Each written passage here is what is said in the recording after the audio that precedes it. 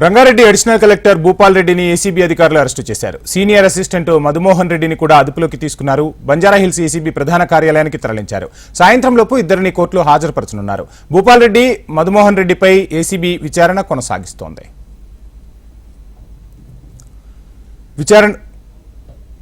Rangareddy additional collector Bhupal రెడ్డిని ACB అధికారులు arrest చేశారు. సీనియర్ అసిస్టెంట్ మధుమోహన్ రెడ్డిని కూడా అదుపులోకి తీసుకున్నట్టు తెలుస్తుంది. విచారణకు సంబంధించిన ఓవరాల్ డీటెయిల్స్ మా ప్రతినిధి అమరేందర్ రెడ్డి అందిస్తారు. అమరేందర్,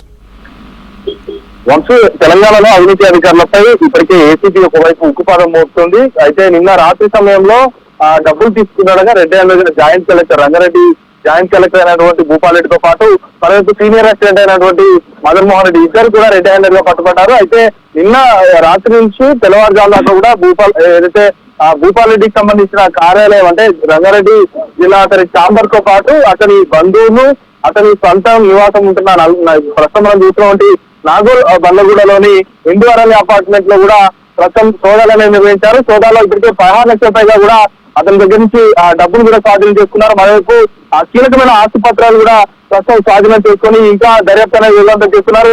అయితే బంగారు ఆభరణాలు కూడా స్వాధీనం చేసుకోవాలని తెలుస్తుంది. అయితే మదన్మోహన్ ఇళ్లలో కూడా ఏదైతే ఆ ప్రస్తుతానికి సోదాలు నిర్వహించారు. సోదాలు నిర్వహించిన క్రమంలో దాదాపు 6 లక్షల పైగా కూడా డబ్బులు ఏదైతే వాళ్ళు పూర్తి స్థాయిలో స్వాధీనం చేసుకున్నారు. ఇంకా విచారణ అయితే కొనసాగుతున్న నేపథ్యం అయితే ప్రస్తుతానికి మనం చూస్తున్న అపార్ట్మెంట్ లో ఇంకా సోదాలు అయితే కొనసాగుతున్నాయి. ముఖ్యంగా ఏదైతే రంగారెడ్డి జిల్లా జాయింట్ కలెక్టర్ భూపాల్ రెడ్డి, ఇటు సీనియర్ అసిస్టెంట్ మదన్మోహన్ రెడ్డి ఇద్దరు కలిసి పూర్తిగా అవినీతి దందాకు తెరలిపారు. ఇప్పటికే లంచాలు తీసుకుంటూ భారీ మొత్తంలో ధరణి వెబ్సైట్ సంబంధించి ప్రొహిబిటెడ్ ల్యాండ్ ఏదైతే ఉంటుందో ఆ ల్యాండ్ కి సంబంధించి కూడా పూర్తి స్థాయిలో ఆ ప్రొహిబిటెడ్ లిస్ట్ లో ఉన్నటువంటి 14 గుంటల భూమి ఏదైతే ముత్తంరెడ్డి బాధితున్నాడో 14 గుంటల భూమిని ప్రొహిబిటెడ్ నుండి తీసివేయాలంటే 8 లక్షలు డబ్బులు డిమాండ్ చేస్తుంది.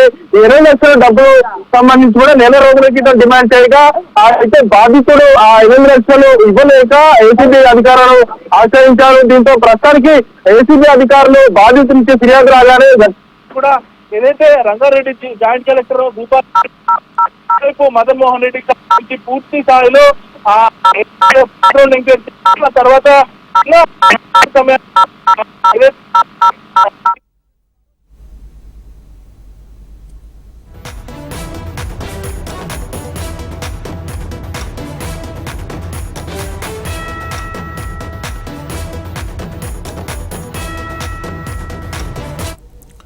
రంగారెడ్డి అడిషనల్ కలెక్టర్ భూపాల్ రెడ్డిని ఏసీబీ అధికారులు అరెస్టు చేశారు. సీనియర్ అసిస్టెంట్ మధుమోహన్ రెడ్డిని కూడా పోలీసులు అదుపులోకి తీసుకున్నారు. బంజారాహిల్స్ ఏసీబీ ప్రధాన కార్యాలయానికి వీరిని తరలించారు.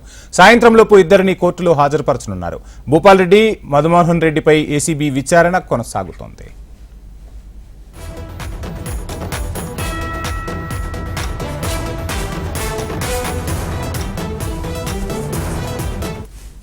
లక్షలు తీసుకుంటూ ఇటు సీనియర్ అసిస్టెంట్ తో పాటు భూపాల్ రెడ్డి ఇద్దరు జాయింట్ కలెక్టర్ ఇద్దరు కూడా పట్టుబడ్డారు.